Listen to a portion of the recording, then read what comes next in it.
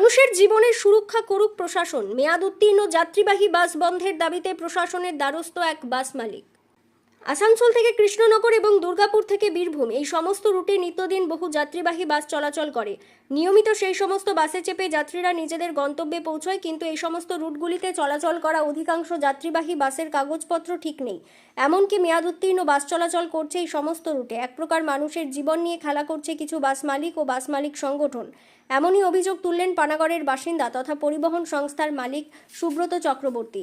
একাধিক প্রমাণ সহ তিনি এই বিষয়ে আরটিও সহ বিভিন্ন প্রশাসনিক আধিকারিকের কাছে লিখিতভাবে অভিযোগ জানিয়েছেন।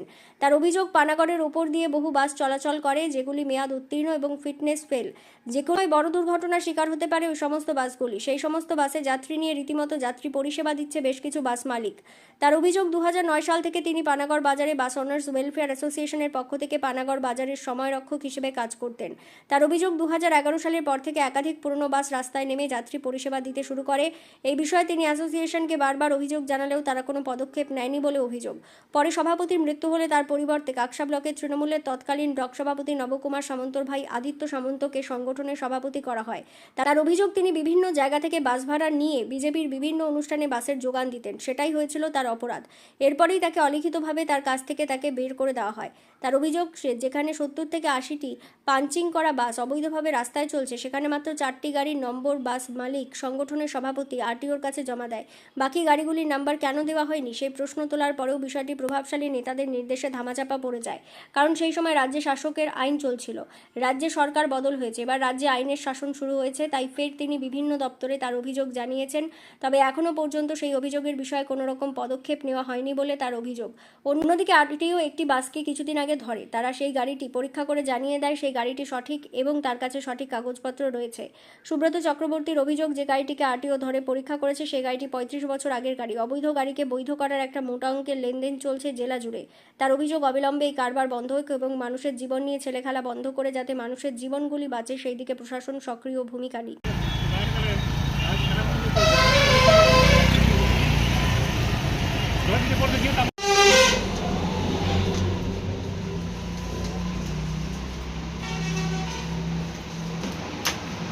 অভিযোগ বলতে, আমি 2009 সাল থেকে পানাগড় বাস ওনার্স ওয়েলফেয়ার অ্যাসোসিয়েশনের সময়রক্ষক হিসেবে পানাগড় বাজারে কাজ করতাম এবং তখন আমাদের সাধারণ সম্পাদক ছিল পরিমল মুখার্জি এবং আমাদের মুরলীধর মণ্ডল ছিলেন প্রেসিডেন্ট, আর কেসিআর ছিলেন আদিত্য সামন্ত। পানাগড় বাস মালিক সমিতি আমি কর্ম করে যাচ্ছি। 2011 সাল থেকে 11 সালের পর থেকে যত পাঞ্চিং গাড়ি রোডে ঢোকা শুরু হয়ে গেল, পুরনো নম্বর প্লেট পানাগড়ের স্ক্র্যাপ গাড়ি রোডে চলতে শুরু করে দিল। আমি দীর্ঘদিন ধরে অফিসে বলে যাচ্ছি, কোনো কর্ণপাত করছে না। 2023 সালে আমাদের প্রেসিডেন্ট সেক্রেটারি দুজনই মারা যায়। এবার নবকুমার সামন্ত হচ্ছে সেই মুহূর্তে কাকসা ব্লকের তৃণমূলের ব্লক প্রেসিডেন্ট। ওনার ভাইকে আদিত্য সামন্তকে পানাগড় বাস মালিক সমিতির সেক্রেটারি করে দিল। সেক্রেটারি করার পর থানায় বসে একটা মিটিং হলো যে এখন তোমাকে অফিস বন্ধ থাকছে, তোমার এখন কাজ বন্ধ, আমরা এজিএম করে তোমাকে চালু করব। মূলত কারণ ছিল কি না, আমি বিজেপিকে গাড়ি প্রোভাইড করতাম। 2018 সাল থেকে যতগুলো বিজেপি প্রোগ্রাম হয়েছে সমস্ত বিজেপি প্রোগ্রামে বাস দিয়েছি। এটাকে ইস্যু করে নবকুমার সামন্ত এবং আদিত্য কুমার সামন্ত মিলে আমাকে অলিখিতভাবে, এখনও পর্যন্ত আমাকে যেন রিটিন নাই, এরা হচ্ছে প্রভাবশালী। সেই মুহূর্তে তৃণমূলের ব্লক প্রেসিডেন্ট হচ্ছে নবকুমার সামন্ত, তার ভাই আদিত্য সামন্ত আমাকে কর্মস্থান থেকে বহিষ্কার করে দিল উইদাউট নোটিসে। তারপরে আমি জেলা প্রশাসনকে চিঠি করলাম যে এত গাড়ি পাঞ্চিং চলছে। তার কারণ হচ্ছে উনি আদিত্য সামন্ত 2023 সালে একটা রিটিন কমপ্লেন দিল আরটিওকে যে 4টে গাড়ি পাঞ্চিং চলছে। আরটিও আসানসোল ডেকে পাঠিয়ে সেই মালিকগুলোকে বললো আপনারা গাড়ি পরিবর্তন করুন। তাহলে 70 থেকে 80টা গাড়ি যেখানে পাঞ্চিং চলছে সেখানে মাত্র 4টে গাড়ির নাম দিল কেন? বাকিগুলো গাড়ি কি তাহলে মাসোয়ারা আদায় হচ্ছে? আমি এই প্রশ্ন যখনই তুললাম তখনই দেখলাম উপর থেকে কিছু প্রভাবশালী নেতারা কেসটাকে ধামাচাপা দিয়ে দিল। সেই মুহূর্তে আমাকে এসপি সাহেব বর্ধমান থেকে একটা চিঠি পাঠিয়েছিলেন যে আপনি যে পিটিশন করেছেন সেটা আমি সিপি সাহেবকে জানিয়েছি আইন অনুগ ব্যবস্থা নেওয়ার জন্য। কিন্তু আমাদের দুর্ভাগ্য ওই সময় শাসকের আইন চলছিল, আইনের শাসন চলছিল না। আমি ইদানিং আজ থেকে 12-14 দিন আগে আমি এসপি সাহেবকে চিঠি করেছি, আইসি সাহেবকে চিঠি করেছি, এসডিও দুর্গাপুরকে চিঠি করেছি, আরটিওকে চিঠি করেছি। ফার্দার যখন চিঠি করলাম ওনারা এখনও পর্যন্ত কোনো সুরাহা করেননি। ইদানিং কিছুদিন আগে দুর্গাপুর আরটিও একটা এমভিআই একটা গাড়ি ধরেছে, দিয়ে বলছে যে গাড়িটার ব্লু বুকের সাথে গাড়িটার মিল আছে। কার গাড়ি? বোলপুরের স্বপন পালের গাড়ি WGD 1261 গাড়ির নাম্বার। বলছে ঠিক আছে, তাহলে WGD 1270 গাড়ি 1261 গাড়িটা আজ থেকে 35 বছর আগেকার গাড়ি। 35 বছর আগে কোনো BS2 চলছিল বলে আমার জানা নাই। শুধু টাকা পয়সা দিয়ে কাজকর্ম চলছে। প্রতিটা RTO অফিসে 20,000 25,000 30,000 মানে মুমাঙি পয়সা দিয়ে গাড়িগুলো শুয়ে পড়ছে। সাধারণ মানুষের কোনো নিরাপত্তা নাই। কেন? তখন শাসকের আইন চলছিল, আর বর্তমানে আইনের শাসন চলছে। যদি আইনের শাসন চলছে তাহলে ইমিডিয়েট এতগুলো গাড়িকে স্ক্র্যাপ করে দেওয়া উচিত। কেন? এগুলো স্ক্র্যাপ গাড়ি। আর এগুলোর কাছ থেকে এই পানাগড় বাস স্ট্যান্ড থেকে শুরু করে সমস্ত জায়গায় হাত তুলে পয়সা দেয় হচ্ছে কিসের? স্ক্র্যাপ গাড়ি চলছে বলে। পানাগড় বাস ওনার্স ওয়েলফেয়ার অ্যাসোসিয়েশন ওয়েলফেয়ার কটা করেছে? 2009 থেকে 2026 একটা ওয়েলফেয়ার নাই, অথচ তাদের ওয়েলফেয়ার ফার্ম চলছে। এই জিনিস নিয়ে বারবার আমি এর আগে চিফ মিনিস্টার থেকে ট্রান্সপোর্ট মিনিস্টার 14টা অ্যাডমিনিস্ট্রেশনকে চিঠি করেছিলাম, কোনো সদুত্তর পাইনি। কারণ তখন তার দাদা ব্লক প্রেসিডেন্ট।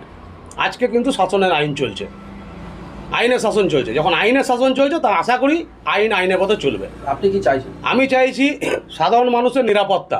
এই যে পাঞ্চিং গাড়িগুলোতে চলছে, আমার কাছে একটা রেকর্ড আছে, 2013 সালে বেলডাঙ্গাতে একটা দুর্ঘটনা ঘটেছিল একটা বাসে, WB 51 2547। 5টা লোক মারা গেছিলো, 37টা লোক উইন্ডেড ছিল। খবরটা নিয়ে দেখবেন। 17 তারিখে থানা একটা FIR হয়েছিল। সেই লোকগুলো আজও পর্যন্ত ক্লেম পায়নি, আজও পর্যন্ত সেই পরিবারগুলো টাকা পায়নি। তাহলে এই পাঞ্চিং গাড়িগুলো রোডে চলছে। আমি চাই প্রশাসনের কাজ করুক দ্রুতর সাথে, নচেত আমরা আগামী দিন এই RTOগুলোকে কোর্টে পার্টি করে কেস করতে বাধ্য হব। আপনার নাম? আমার নাম সুব্রত চক্রবর্তী।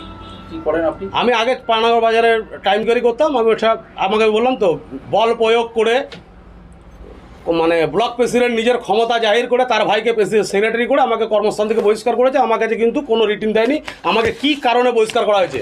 আমাকে যখন অ্যাপয়েন্টমেন্ট লেটার দিয়েছিল তখন পানাগড় বাস মালিক সমিতি প্লাস থানা দুজনেরই রিসিভ ছিল। আপনি কি সৎ বলছিলেন বলে আপনাকে বার আমি সৎ বলার জন্য আমাকে বার করেছে। কেন? তখন ওই শাসনের আইন চলছিল, আইনের শাসন তো চলে নাই। যদি চলতো তাহলে উনি 4টে গাড়ি লিখলো কী করে? 4টে গাড়ি MBIকে জানাচ্ছে, RTOকে জানাচ্ছে পাঞ্চিং, বাকি 70টা গাড়ি জানাচ্ছে না কেন? তাহলে তাদের কাছে মাসওয়ালা টাকার ব্যাপার আছে, মাসুলের ব্যাপার আছে। আমি বলার জন্য আমি বাদ হয়ে গেছি। এই কিছুদিন আগে সুভাষ চ্যাটার্জি বলে একটা বাস মালিক প্রতিবাদ করেছে, সঙ্গে সঙ্গে তার বাস থেকে পানাগড় বাজারে পয়সা নেওয়া বন্ধ হয়ে গেছে। তার কারণ কি? উনি প্রতিবাদ করেছেন বলে। উনিও কেস করেছেন, 101/2026 ওনার কেস নাম্বার আছে, উনিও কেস করেছেন। আমিও দরকার বলে আগামী দিন হাইকোর্টে যাব এই RTOদের এগেনস্টে মামলা করার জন্য, যে আপনাদের এখানে গাড়িগুলো শুয়ে পড়ছে কী করে।